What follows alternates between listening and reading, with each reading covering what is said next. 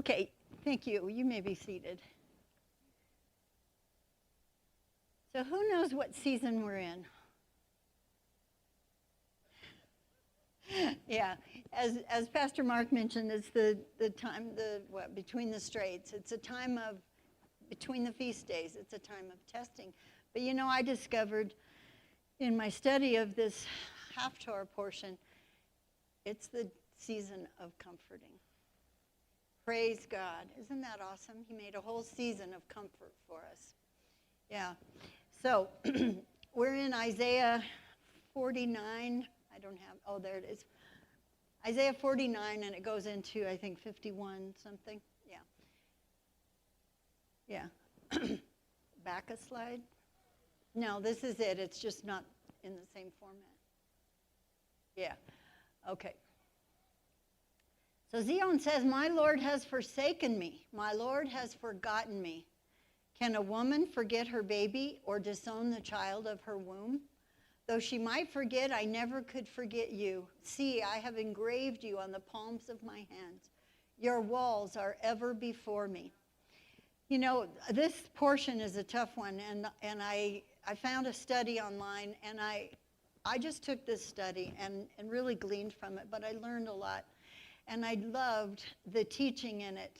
And I thought it's really good instruction for us as a community, because aren't we all doing some sort of grieving and needing comfort? There's so much going on. Many have had losses in their homes and their families.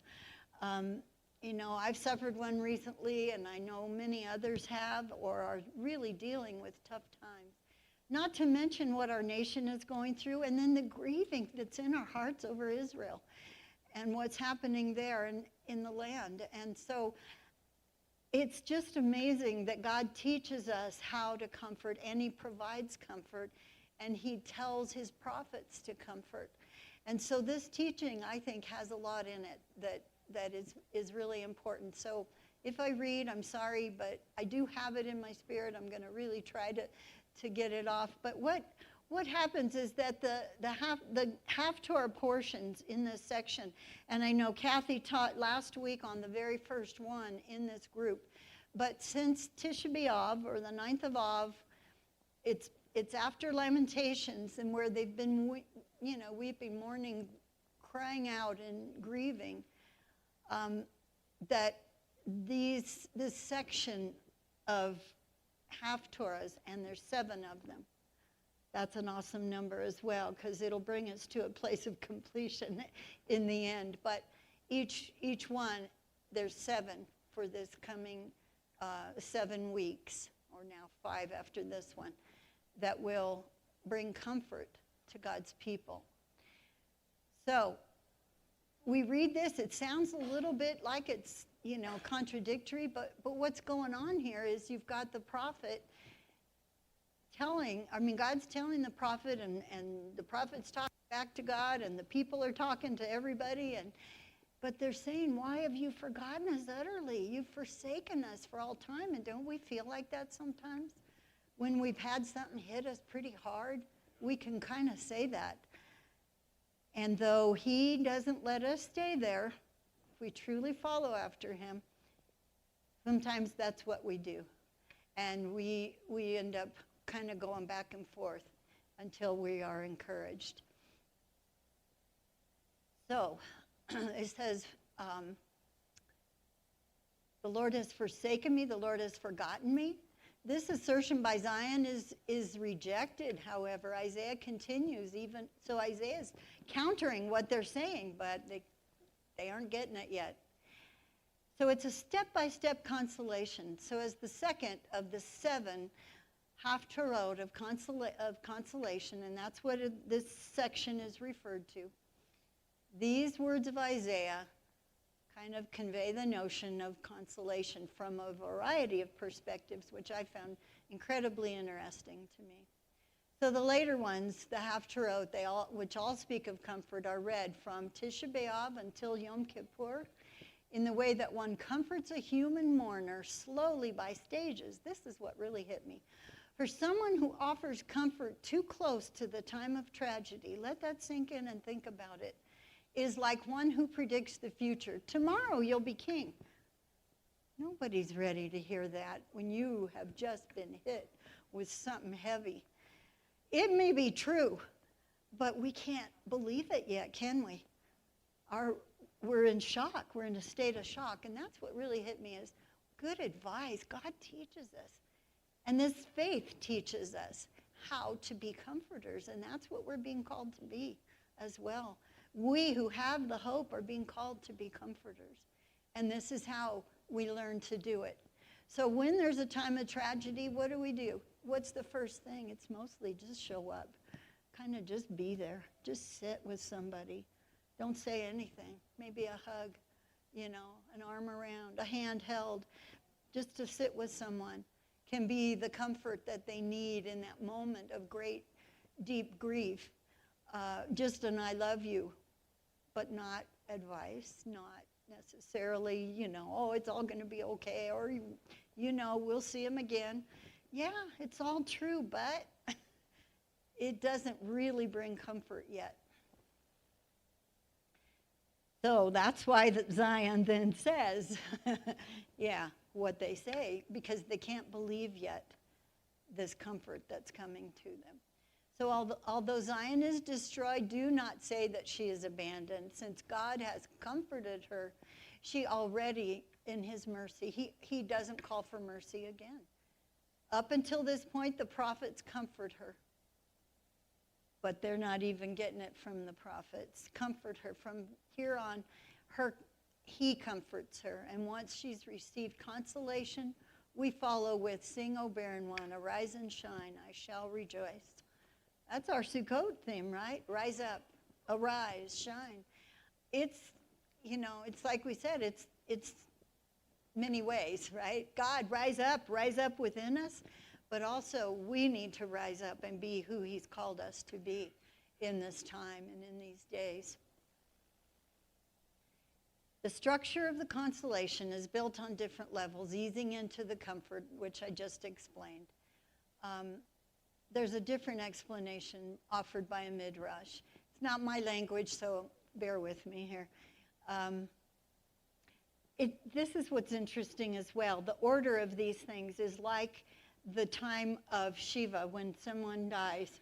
In Judaism, it's practiced that you sit Shiva, so you sit for 7 days with the family. The family doesn't do a lot of other things other than have times of prayer. There's many prayers read, meals eaten, lots of comfort coming from friends and family. So in those stages, it's 7 days, so this is the 7 weeks, and we can break that down into these stages.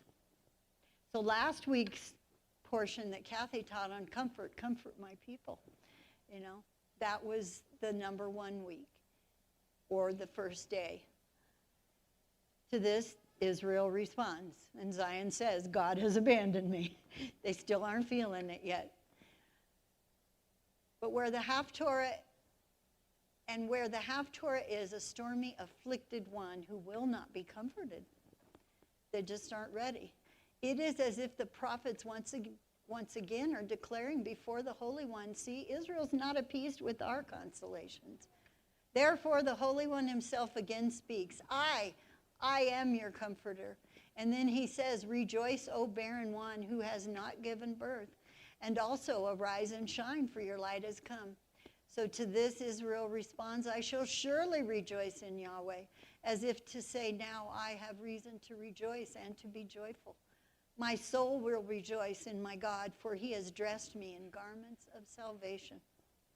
So this rabbi suggests that yet another parallel sheds light.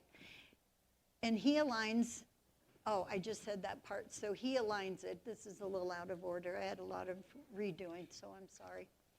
But the first one focuses on God's greatness. When we read the Mourner's Kaddish, right? That's all about how great God is, how awesome and wonderful he is. And so that's kind of the first thing, that in our grieving and in our mourning, that we honor God and declare his greatness.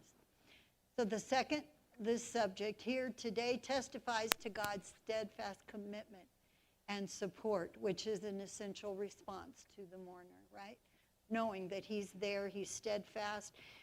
You know, he's not going to leave us. We feel him a little bit, but we're still hurting and not quite ready to come out of it.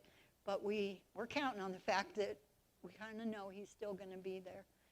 And so this is where you may offer a prayer.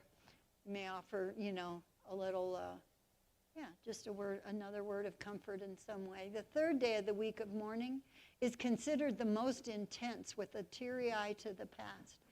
And I think it's interesting, and what I saw in this was that third day is always so important, isn't it? And after the third day, that the mourner may begin to contemplate the future. That's that resurrection spirit and power, don't you think? Coming into the spirit of man, saying, you're going to live again. There is life worth living again after this time of grief. There is a time that you will be raised up back to life again. And that was just powerful for me to see that resurrection spirit there. And it's also that in this time that the collective mourning of Israel is comforted with the redemption that will come. So in the fourth one, God speaks directly to the city, providing the personal touch. The fifth refocuses the people's attention to the future. And think about these days. I'm getting close to my end here, but think about these as instruction when you're trying to comfort someone who is in a state of grieving or mourning or just needs a lifting up. Find out where they are in this period. Find out where they are. If you get a rebuke, don't take it personally. And then realize, oh, that's where you are. This is what I need to adjust. We need to learn to adjust to others, and we need to also learn resilience.